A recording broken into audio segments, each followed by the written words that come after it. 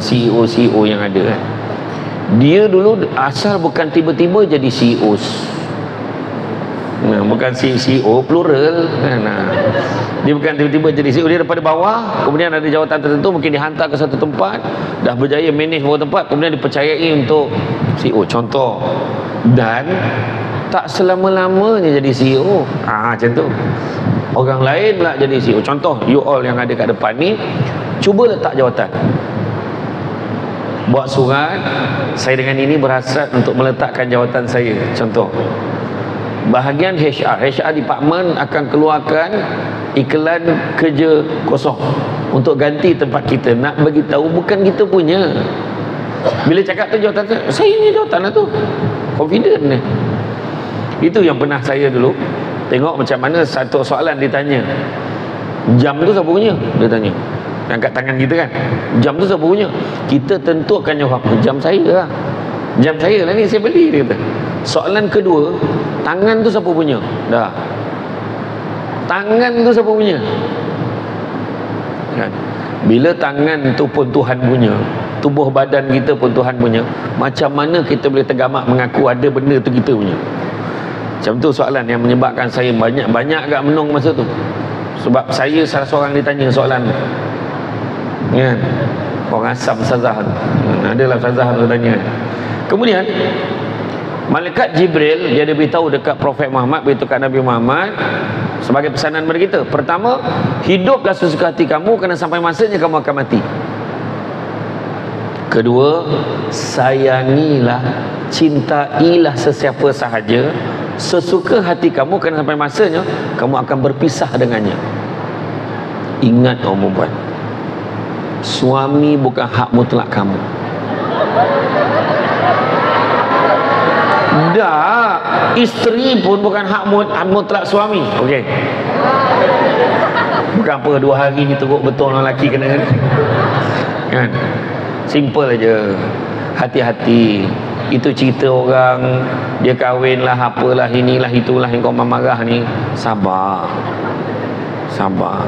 Dari segi integritinya, tak usah komen macam kau tu suci sangat. Komen macam inilah ni tak berlaku adil langsung zaman ini. Cakap macam bagus sangat, kenapa? Kalau betul lah kenapa kau ni kahwin sampai kat Thailand, kenapa kau marah? Hari tu yang abang Tesla kahwin kat Malaysia pun kau marah juga. Tak, ceritanya yang penting nak marah tolonglah jangan komen banyak-banyak, doakan baik-baik je untuk orang. Tolonglah media sosial ni. Integriti kedua, kita akan berpisah dengan dia, suka tak suka. Start bercerai hidup, bercerai mati. Tercokit sudu mati, langsung tak ada suami. Tercokit sudu mati, tercokit mati tidur, langsung tak ada isteri. So akan berpisah dengannya. Dan yang ketiga, perbuatlah sesuka hati kamu sampai masanya kamu akan berpisah dengannya. Dan di hujung tu pesanan Jibril kata apa? Kemuliaan seorang mukmin terletak pada bangunnya pada waktu malam beribadah kepada Allah. Boleh bangun malam beribadah. Dan yang kedua, keperkasaannya. Keperkasaan. Kekuatan seseorang itu bergantung kepada ketidakbergantungannya kepada makhluk Allah yang lain. Itulah yang jadi dalam integriti yang dipersoalkan. Kita bergantung dengan manusia. Contohlah, minta lah bos kita Tuan Syariza nampak kerja aku, mudah-mudahan naik pangkat. Percayalah kita akan kecewa.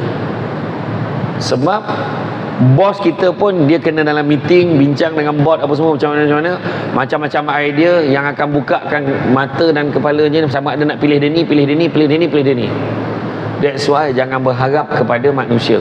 Minta-mintalah suami aku jangan buat hal, jangan risau, kita akan kecewa.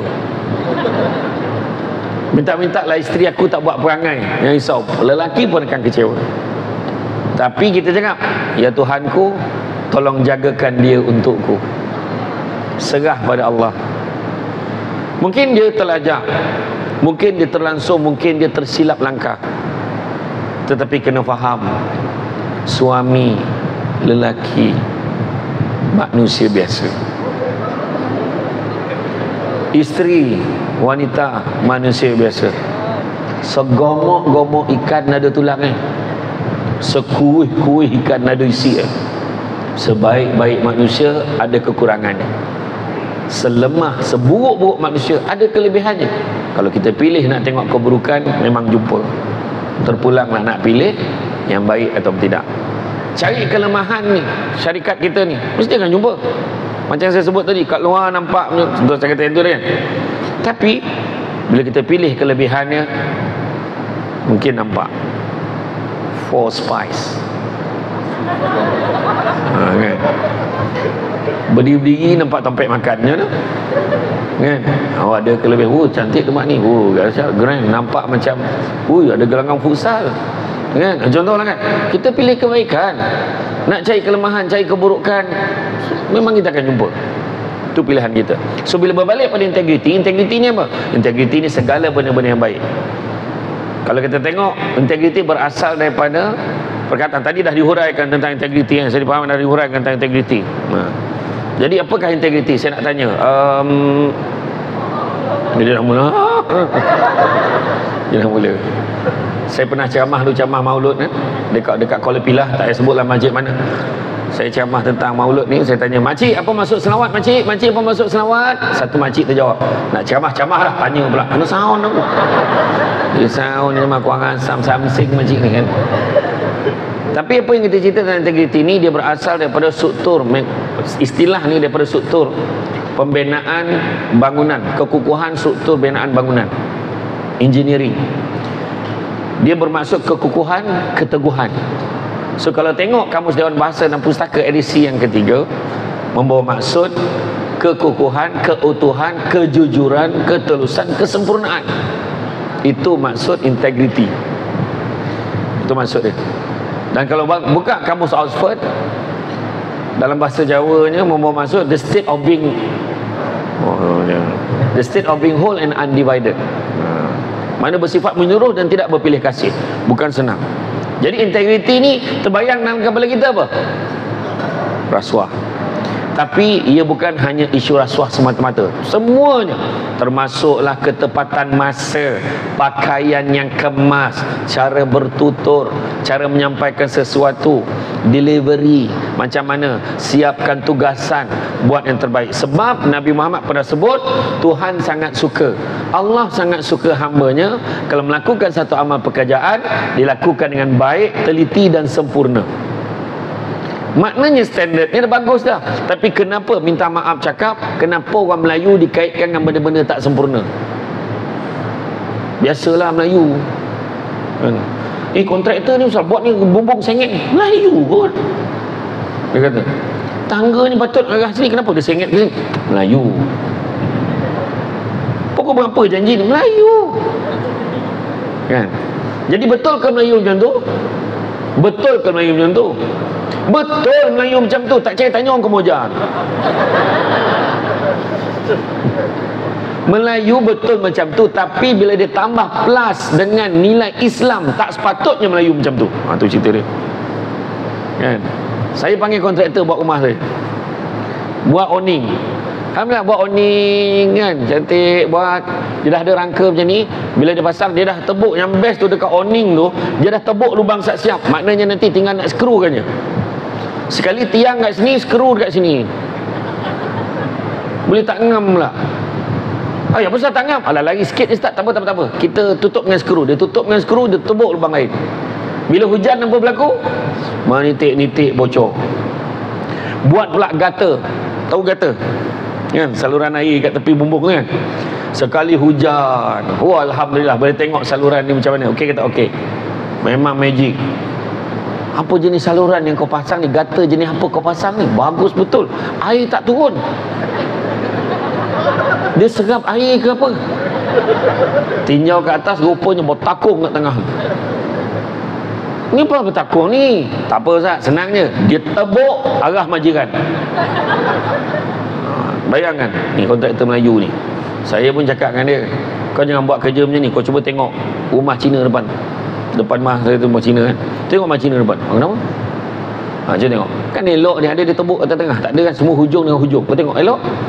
Ambillah penimbang air tu.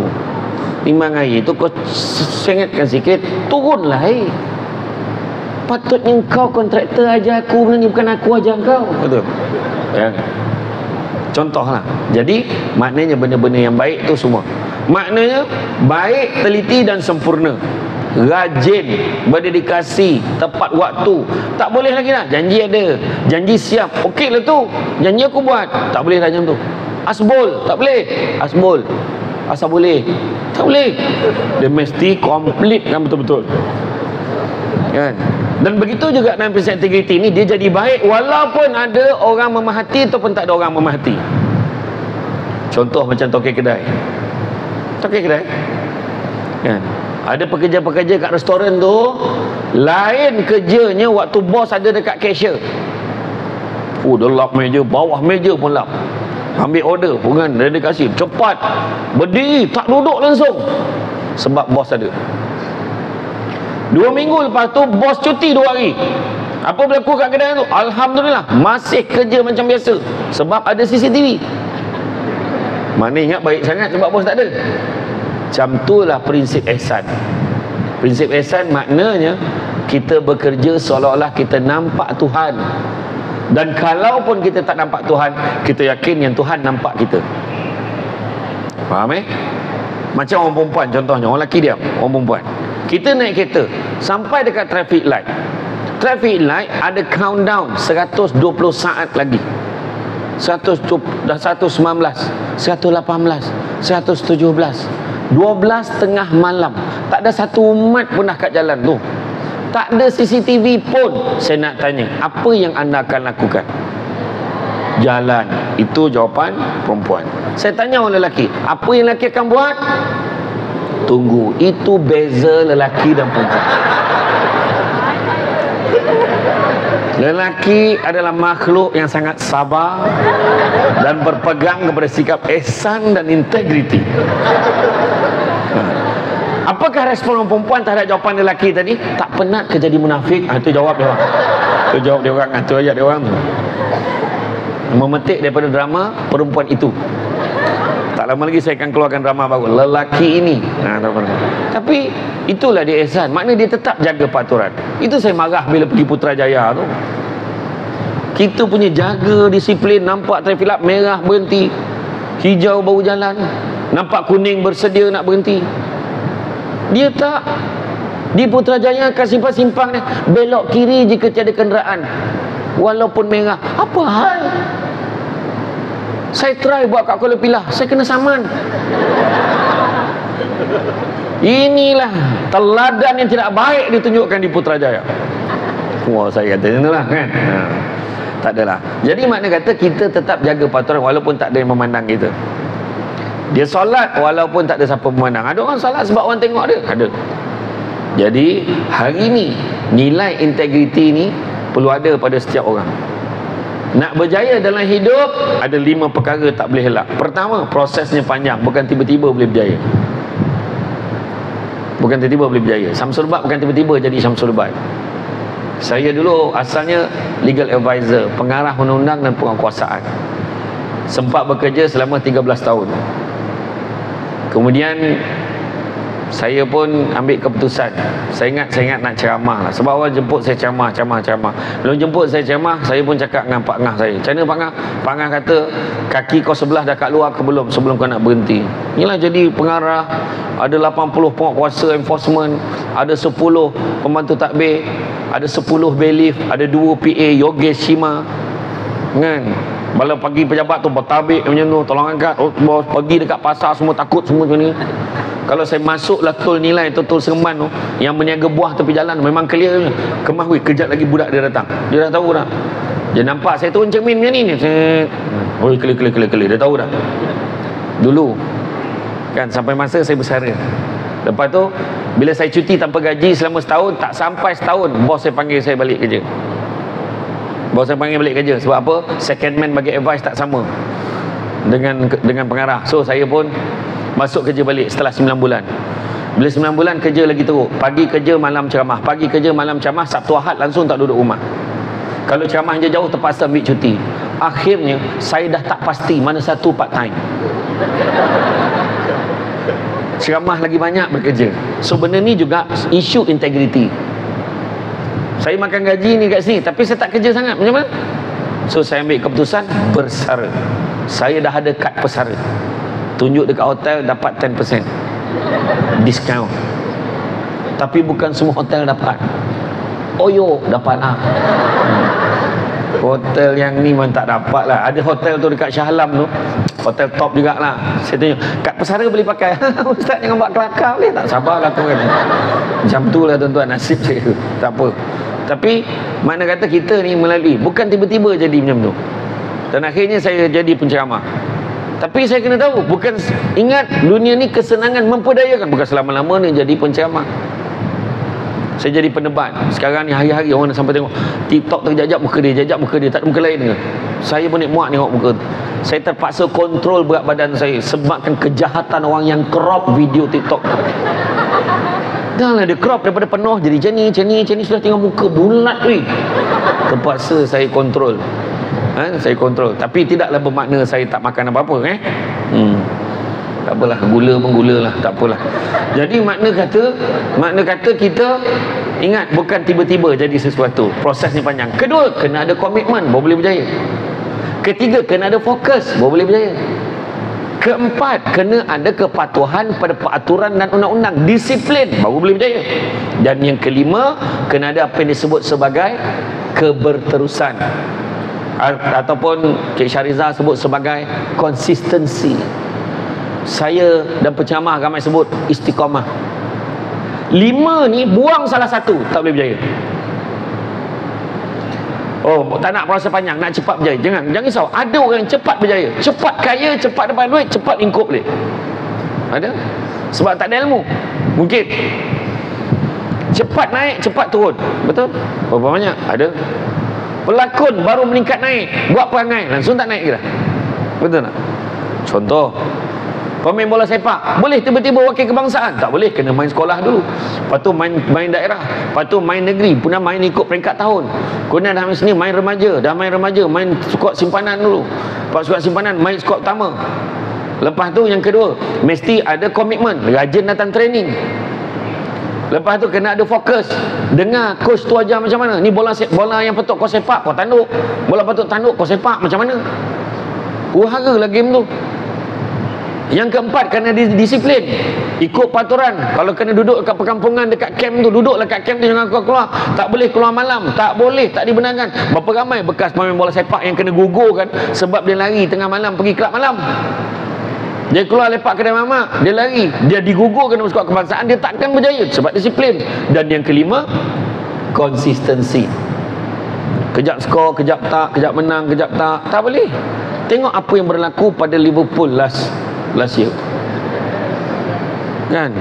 Mo Salah sebelum ni skor tiba, kenapa dia tak skor lagi? Kenapa dia kurang? Tahun ni macam baru nak naik balik. Contohlah, you'll never walk alone. Konsisten. Ada satu tim tu pun sama, saya tak nak sebut nama dia. Bukan main belagak lagi, bukan main lagi kan. Tahun ni senyap terus, sunyi sepi, tak ada orang, baju pun tak nak pakai lah. Contoh, saya tak nak sebut, saya tak berniat untuk membakar penyokong-penyokong yang pegang tanjak apa tu. Okey, jadi makna kata semua lima-lima ni kena ada. Tak ada salah satu tak boleh, tak fokus tak boleh, apa tak boleh. Semuanya perlukan kelima-lima step ni.